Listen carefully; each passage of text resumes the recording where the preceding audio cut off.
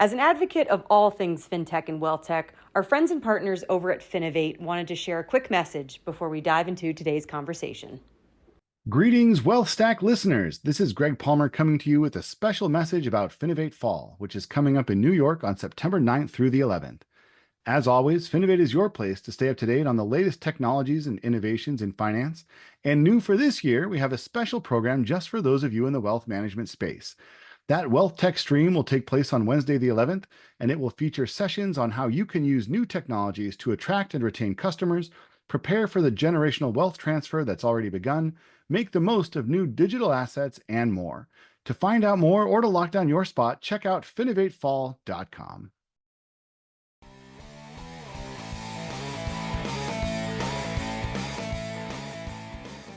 Welcome to the WealthStack podcast. I'm your host, Shannon Rosic, the director of WealthStack Content and Solutions. I'm joined by Verity Larsen today, founder and CEO of Versoft Consulting. And today's topic, the post-merger playbook and what factors are crucial to success. We're tackling quite a big topic today. So Verity, thank you so much for coming on the podcast. Thank you. Thanks for having me. So very much been looking forward to this conversation because it's such an important one. But before we really dive into the meat of things in our first segment, I do want to start with your background. And I always joke that this is the hardest question that you will get this entire conversation. But tell me about what makes Verity, well, Verity, and how you ultimately landed in this world of information systems, software, and tech. I did get my degree in information systems, so that is my background. I actually had been working at an insurance company and was trying to get a job in IT. And mind to say, this was during the dot-com bubble. I had been sending out dozens of job applications, which were rejected left and right, just because I didn't have enough job experience. That adage of, gosh, how do you get experience when nobody will hire you and do the job, and going back and forth. But ultimately, I landed a job at an opening with an RIA. And it was my job to be the first line of defense for users, as well as identifying and implementing improvements and just really supporting all their technology across the firm. So that was really my foundation into this wealth management environment.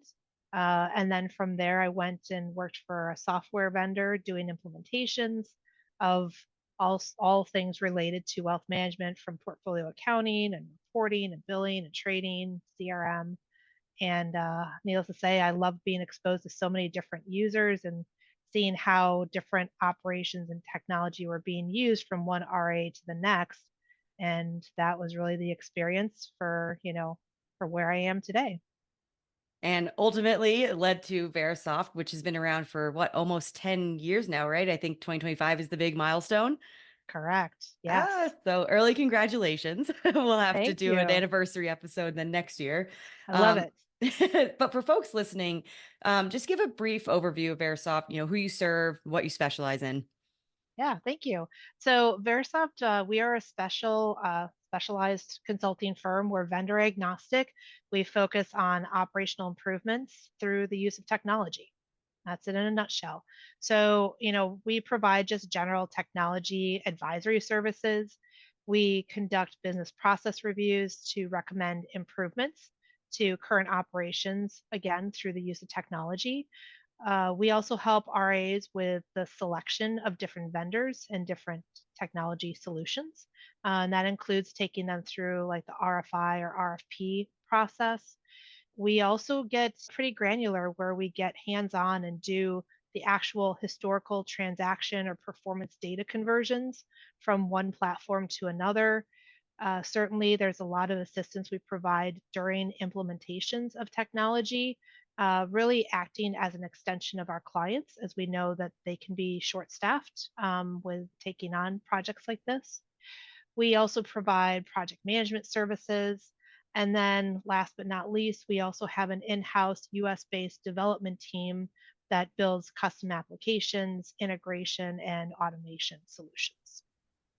And speaking of integration, that's the perfect segue into our first segment that I call Stats All Folks. And we did promise people that we would talk about what that post-merger playbook looks like. And obviously, M&A continues to just really just take off at this first and second quarter so far in the RIA space.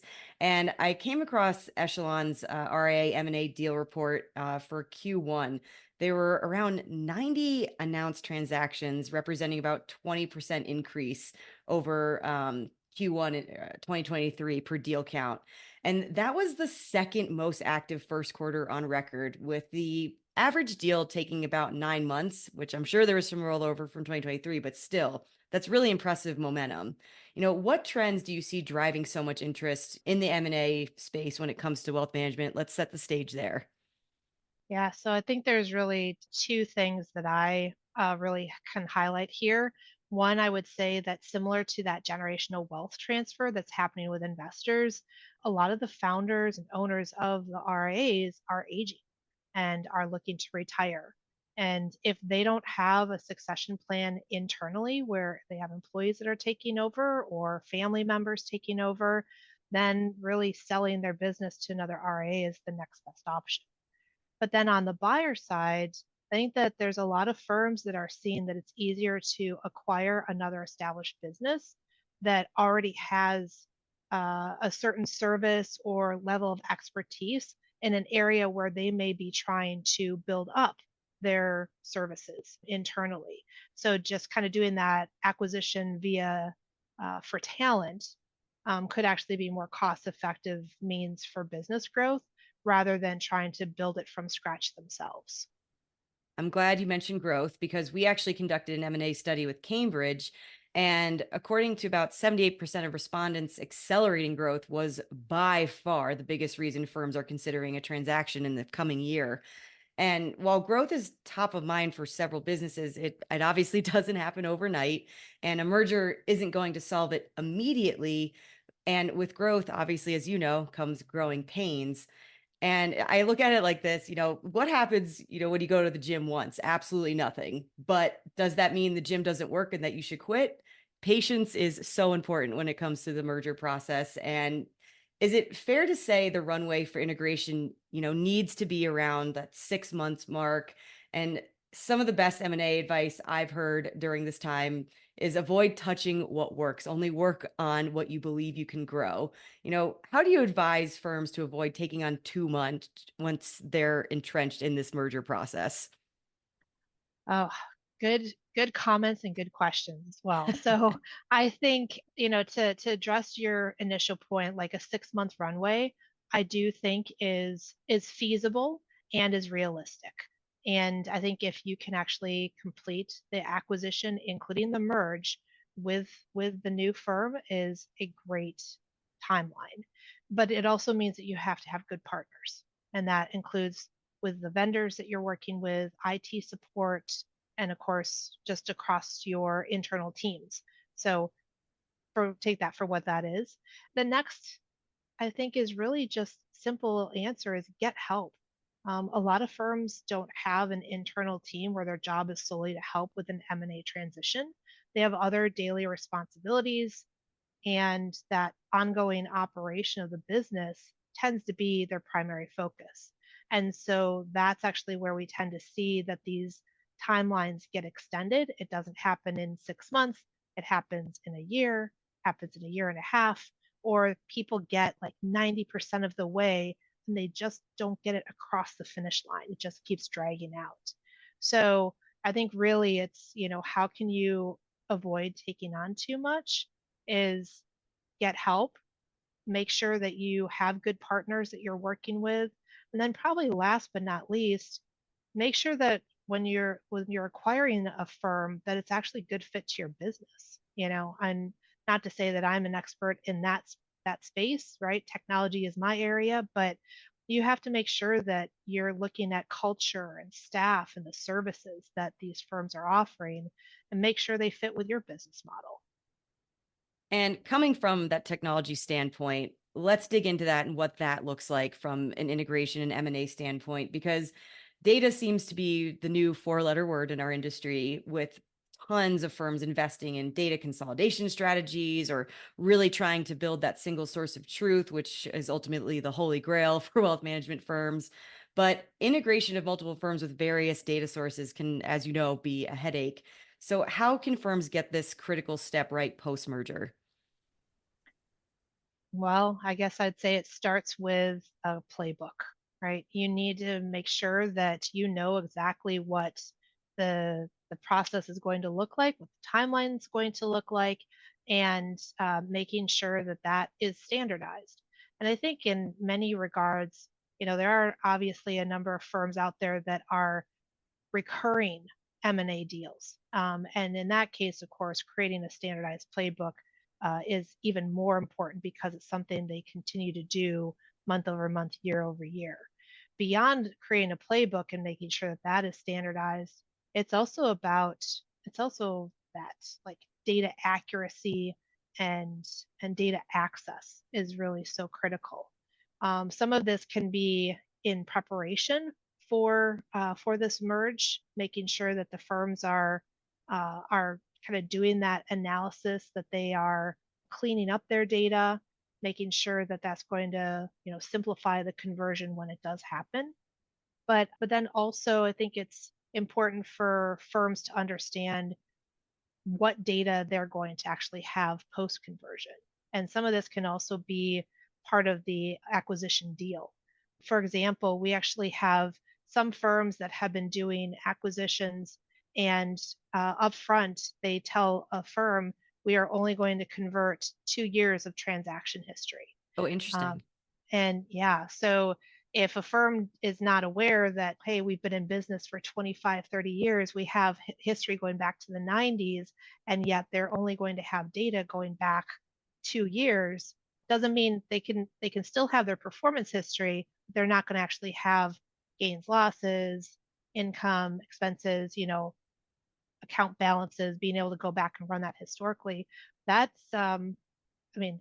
just really important to understand and know what you're getting yourself into.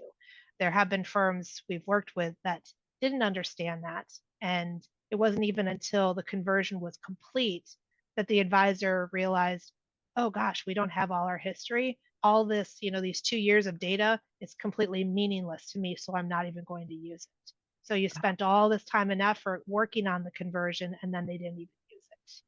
Oh gosh. Well, I was going to ask you at some point if you had any horror stories from the trenches and how they ultimately got resolved. So there's one, but There's one. hopefully some other stories had some better endings at Yes, that point, yes. because I can imagine that it's hard to go back and fix something like that. But we'll come back to that because I want to keep diving into this process of like system consolidation and data migration. Are you seeing a lot of firms at least investing in things like data lakes and really trying to drive that initiative? And how are firms ultimately creating that sense of, you can call it change management? Is it from the top down? Because when you're going through a merger and acquisition, that, like you said, that can be a cultural change. That's a shift in dynamics. That's a shift in systems. How do you advise folks to navigate all of that during the process? Yeah. So when it comes to data lakes, data warehouses, that topic, we definitely see people talking about it, but not so much in execution or Mhm. use of it. So I think that it's definitely a path for the future that a lot of people are recognizing they need, especially as more and more uh, acquisitions occur. They're still maintaining these external sources, or they're taking data dumps and just kind of throwing it someplace and not really structuring it. It's not really sitting in a data lake or a warehouse. It's just sitting somewhere on their network in a file just in case they need it. And I do think that eventually these firms are going to recognize, yeah, we do need access to it in a more straightforward manner rather than just a bunch of text files or Excel files just dumped someplace. And so to be honest, some of the things that we have actually helped our clients with over the years is with either an acquisition after the fact, or sometimes it's simply just a conversion from one system to another. And when they didn't bring all of their history with them to that new platform and they kept something off to the side, they now are recognizing 4, 6, 8 years later that they need to get at that data, or they want to incorporate it into current reporting. And so we're actually then helping with the transition of that archive data into a data warehouse. So there is that expansion going on. Yeah. And, and what are some of the outside of data, I should say, what are some of the biggest challenges of a post-merger integration, and how can firms really prepare for blind spots, if you will? I would say it all comes down to preparation, right? And making sure that you are building out a solid plan in advance. One thing that's interesting is we actually have been getting involved in a deal, an M&A deal before it even closes, just to start looking at the accounts, the asset types that are held by that firm that's going to be acquired, custodians that are in use, what type of client reports are being sent, just understanding current state in advance of the deal closing. But then on top of it, of course, it's like having a well defined project plan, knowing exactly what needs to happen when in order to complete it in the proper timeline. And of course, making sure that all the stakeholders are on the same page from the get go. There's a lot of people involved in these projects. You have stakeholders that are from the acquired firm, from the acquiring firm, you have vendor partners. If you're working with someone like Versoft, where, we have our parties, our team involved as well. So just making sure everybody's on the same page is certainly critical. But then next, I'd say it's possibly getting involved in data cleanup in advance. Some people just think everything's fine and dandy, but if you actually kind of took a step back and said, well, we've obviously changed our processes over the years. It probably means that the quality of our data has changed over the years because we refined and gotten better. And so, of course, if you're looking at converting historical information, 2 years ago might be really good, but 4 years or 5 or 10 years ago definitely is different. So, putting some focus on that cleanup in advance before a conversion is certainly ideal. And I can imagine making technology decisions once the merger has happened, whether it's a consolidation of systems, whether it's having to bring in new tech, whether it's having to bring in overlays, whatever it may be, I'm sure can also be a challenge. And we've watched this wealth tech and advisor tech space explode. I think there's over 400 applications now. And so I have to ask, and we'd be remiss if we didn't talk about it, but how do you see AI impacting the M&A process? You're seeing a lot of firms building their own large language models and proprietary technology now. Have you dealt with any mergers or post-merger situations where this has become a factor? With proprietary technology, yes, not so much in the AI, like specifically AI or LLI, like that is not so much. But what I would say on this is it can actually add more complexity to the conversion. You would think it should be simplifying. Oh, AI is streamlining and making things easier for everybody.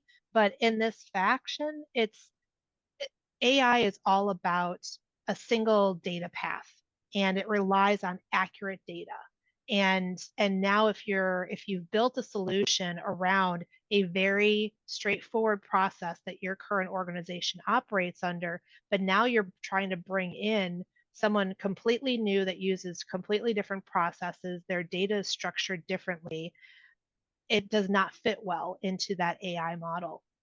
And so I do see that it can actually add challenges, and certainly proprietary software also adds a whole nother level of complexity because, of course, you also have a limited base knowledge. So it's not like other people outside, your business or your firm actually even understands that technology. Whereas, at least, for someone like us at Versoft, we understand dozens and dozens of platforms, and we work with all of these different technologies, so we know so many of them in pretty significant detail. So it makes it easier to bring somebody in from the outside, to start working with these different platforms and help with transitions.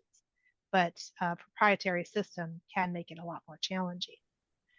So I do want to circle back to those horror stories we were talking about. We Yes. got into one a little bit, but anything else you can share around stories and how they ultimately got resolved, and maybe some projects that you're working on now that are all coming to fruition? Yeah, certainly. I would say horror stories. Probably the the worst has been where we have gotten called in kind of towards the tail end of a project simply for the need to validate a conversion.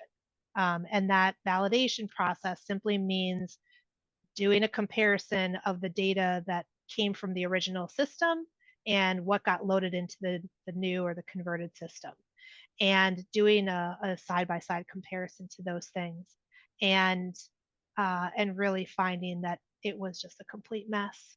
and and what they thought, oh, we could validate in a month or two, ended up becoming 9 months, and then spanned into 12 months, and it just Oh, kept going on, and they had to continue going back and reconverting data and re-extracting and redoing data mapping. I mean, it was, that was probably our worst horror story.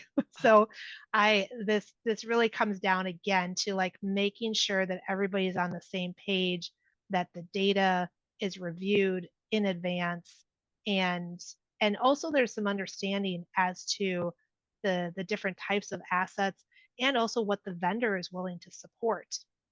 So, something that we've encountered with working with so many different vendors is, for example, a number of vendors will not do the conversion of alternative assets. And so, if you have alternative assets in your data set, they either will convert it, but not accurately because they don't understand what it actually is, or it's completely excluded. So when it comes to doing your validation, you now start seeing that either numbers are different because you had commingled those assets into a single account that had marketable and non-marketable assets, or you're just flat out missing, accounts and missing data. And then of course it becomes a scramble because now you're towards the end of your project timeline. You thought you're going to be able to go live, and now you find out that you're missing accounts and missing data. And yeah, so again, just kind of all comes down to planning and making sure you know who's doing what is accounted for, and again, it all comes down to data access, data accuracy, data ownership. so on the flip side, then, not a horror story, but maybe a story about a very successful transition and merger, one that went off without a hitch. And what did they get right? Yeah. I think really it was once all teams were on the same page, and and again had a really clear playbook, knowing who had ownership of what steps in the process, as well as um, I think it really just came into the buy-in of the success of like making sure that this client's project was a complete success. Like everybody was on board and really wanted to knock it out of the park. And some of that also came with past experience working together. And of course the more I don't know, more relationships, the development of that relationship together and working together and better understanding how each party works, just means that each project can just be that much more successful. And I have to ask, and I might know the answer already, but what is your number one piece of advice for firms going through the post merger process? Plan some more. Like just continue, just do as much upfront planning as possible and making sure everybody understands what that plan is, so there are not any misunderstood or misaligned expectations. Makes sense to me. I have a plan and it's going to go well.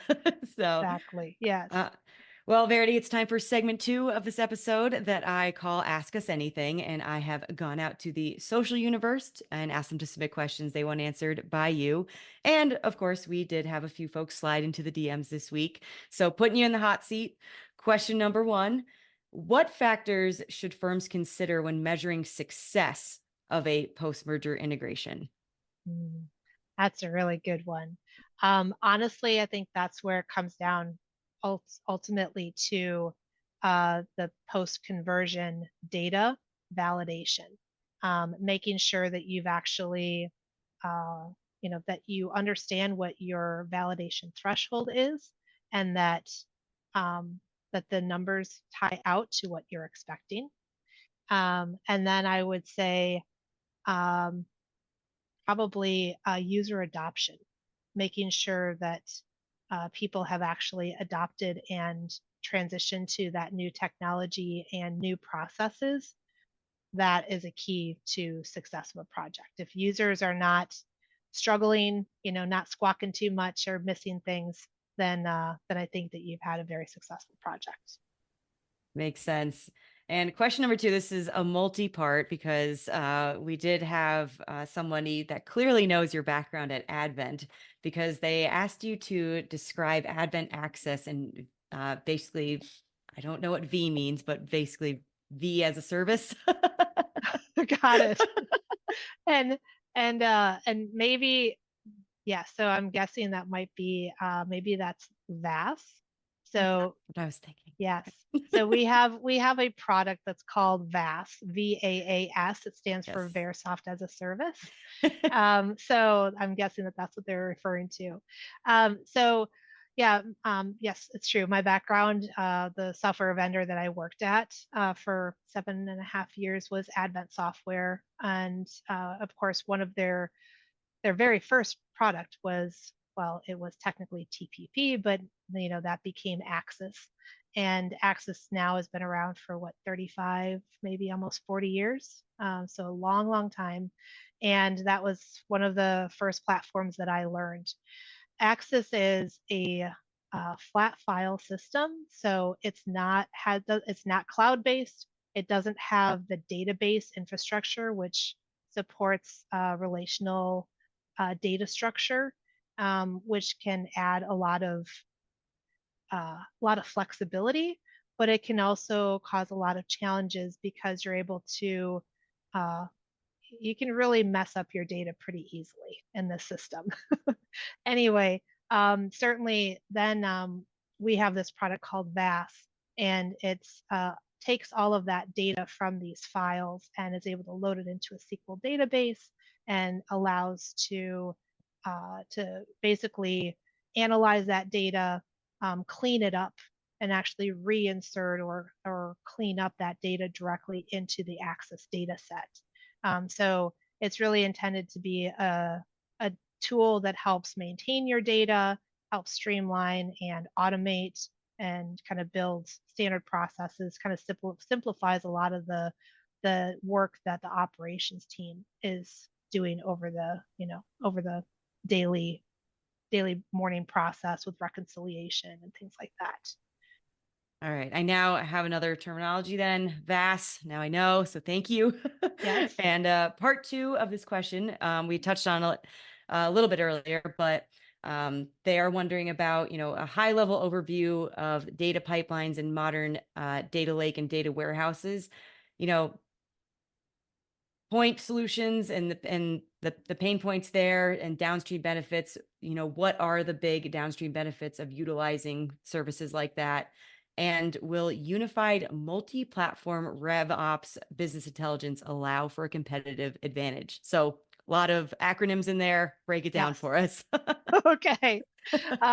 Yeah, so I would say when it comes to the data warehouse and data lake, uh, you know, uh, offerings out there, I would say there's definitely a lot of use going on with Snowflake.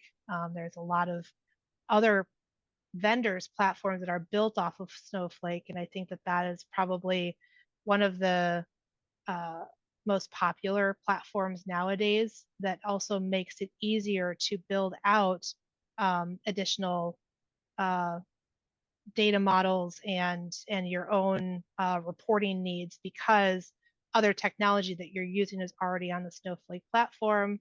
So it makes it easy to tie into solutions like that. And there's definitely a trend to big data and getting your data consolidated into a single platform simply for access and reporting, more business intelligence. um, I do think one of the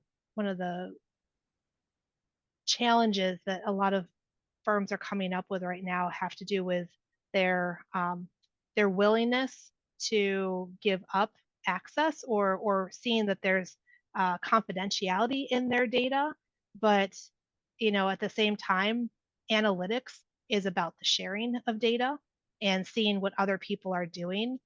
This, of course, gets into the subject of AI and what data is actually being, publicly available and accessed.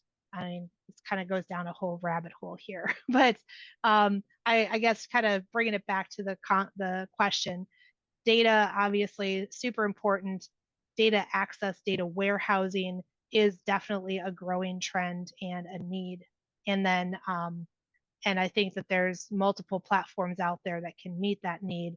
And then whether or not you're actually building your own kind of platform on top of that to access that information, or if you're using, out of the box solutions that are available for, accessing that data on a warehouse or in a lake, is, certainly dependent on your business needs.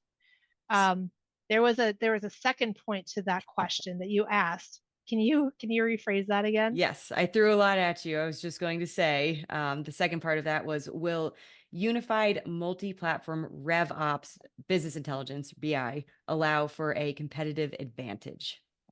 Absolutely. I mean, that's just an answer. Yes, it certainly will. I think really it's about understanding your business, understanding your clients, understanding the markets, right? I mean, absolutely, that business intelligence and any of that, multi-platform ops is critical.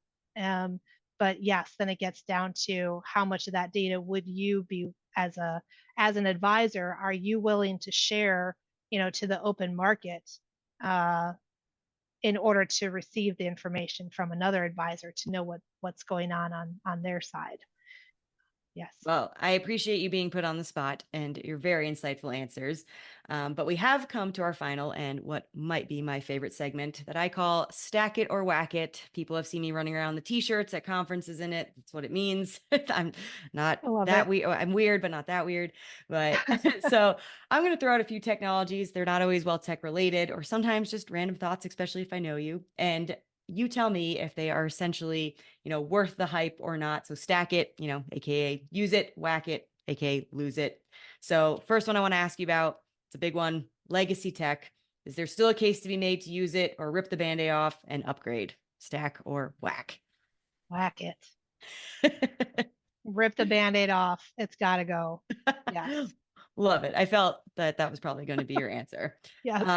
So number two, like I said, sometimes I throw out random thoughts, and I know that you're from Oregon, and which means a lot of rain. It's beautiful out there, but I'm going to go out on a limb and make the assumption that you enjoy hiking and are well versed in particularly rain gear. So have to ask about the popular brands: Stack or Whack, Patagonia, Columbia, Lululemon, or insert gear of choice.